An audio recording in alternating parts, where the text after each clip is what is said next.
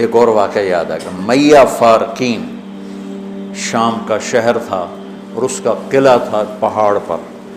1 سال صحابہ اس کا محاصرہ کر کے پڑے رہے، خالد بن ولید جیسے فتح نہیں ہو سکا.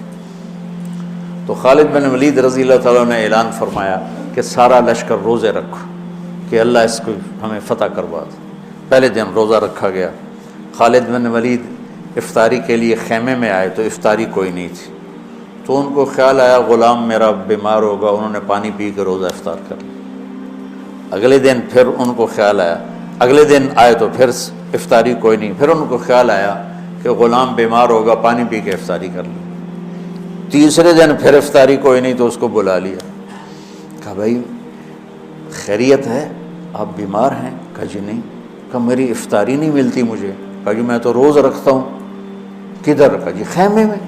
کہاں چلی جاتی؟ کہا جی مجھے کیا خبر، میں تو رکھ کے چلا جاتا ہوں. کہا اچھا آج پہرا دیں. تو جب اس نے لا کے افطاری رکھی اور یہ ایک طرف چھپ کے بیٹھ گئے تو ایک کتا آیا اور خیمے کے پیچھے سے وہ گھسا اور وہ جو روٹی پڑی تھی اس کو منہ میں ڈالا اور بھاگ پڑا. خالد بن ولید فرمانے لگے یہ کچھ اس کے پیچھے راز ہے. انہوں نے کتے کے پیچھے دوڑ لگا دی اور کتا آگے آگے، خالد بن ولید پیچھے پیچھے. تو وہ کتا ایک ندی سی تھوڑا تھوڑا پانی والی ندی میں گھسا، وہ بھی گھسے. آگے ایک چھوٹا سا سوراخ تھا اس میں گھس گیا. خالد بن ولید لمبا قد اور پتلے جسم کے تھے، دیکھنے میں لگتے تھے جیسے کوئی مکے دی مارن لیکن انہوں نے پہاڑوں کو راستے سے ہٹا دیا. سیف اللہ، اللہ کی تلوار.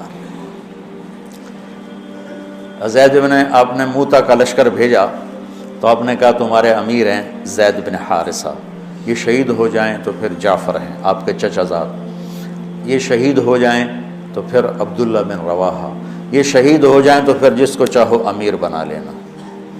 تو خالد بن ولید رضی اللہ تعالیٰ عنہ کی پہلی جنگ تھی یہ موتا. اسلام لائے اور یہ جنگ پیش آ گئی، صلح حدیبیہ کے بعد کی بات ہے. تو یہ موتا اردن میں ہے، میں وہاں 2-3 دفعہ گیا ہوں، 2 دفعہ گیا ہوں. زید بن حارثہ شہید ہو گئے تو جعفر تیار کیوں کہتے ہیں ان کو؟ کہ ان کو جھنڈا پکڑا تو انہوں نے ہاتھ کاٹ دیا، تو انہوں نے دوسرے ہاتھ میں لے لیا، انہیں وہ ہاتھ کاٹ دیا، تو کٹے ہاتھوں سے جھنڈے کو یوں چمٹا لیا، انہیں پیچھے سے کاٹ دیا تو جھنڈا گر گیا. تو اللہ کے نبی مسجد نبوی میں بیٹھے ہوئے تھے اور فرما رہے تھے زید آگے بڑھ رہا ہے اور قتال کر رہا ہے اور وہ قتل ہوا اور وہ گیا جنت میں.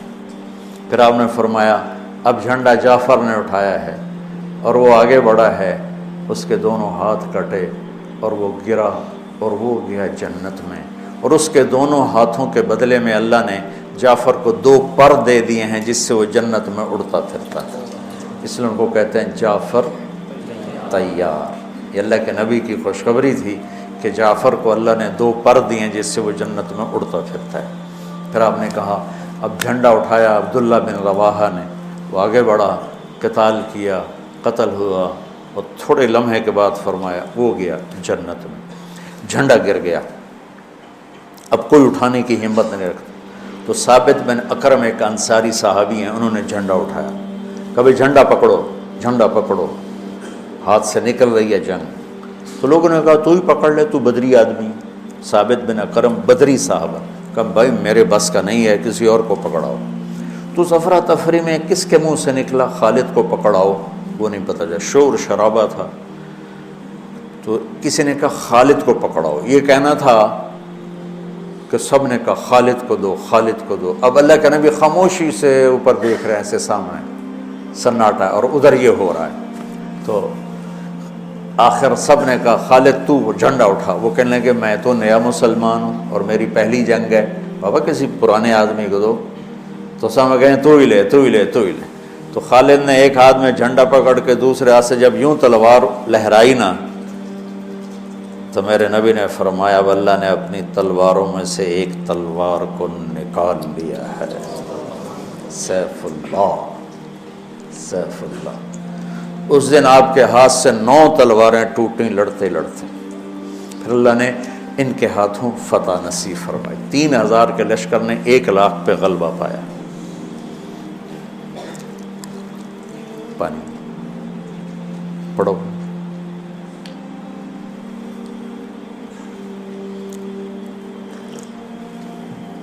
تو وہ اس سوراخ میں گھس گئے تھے، پتلے تو چلتے رہے سے رینگتے وہ سوراخ قلعے کے اندر جا کے کھلا۔ اللہ نے روزے کی برکت سے ایک کتے کے ذریعے سے راستہ دکھا دیا۔ تو حضرت خالد بن ولید نے کہا بھائی 100 آدمی تیار ہو جاؤ، پتلے پتلے، آج رات فتح ہے انشاءاللہ۔ تو ان کو لے کے گھسے، صرف 88 اندر جا سکے، 12 ذرا تھوڑے سے ہیوی تھے وہ نہیں گھس سکے، تو 88 آدمیوں کو لے کر وہ اس سوراخ میں سے رینگتے ہوئے قلعے میں داخل ہوئے اور جا کے حملہ کیا، اور اللہ نے دروازہ کھول دیا، اللہ نے فتح نصیب فرمائی۔ تو روزہ اور نماز دنیا اور آخرت کے کام بنانے کا وسیلہ اور ذریعہ ہے، اگر ہم اس کو یقین کے ساتھ کریں۔ جب مشکل پیش آئے اپنا ظاہری سبب بھی اختیار کرو اور نماز بھی پڑھو۔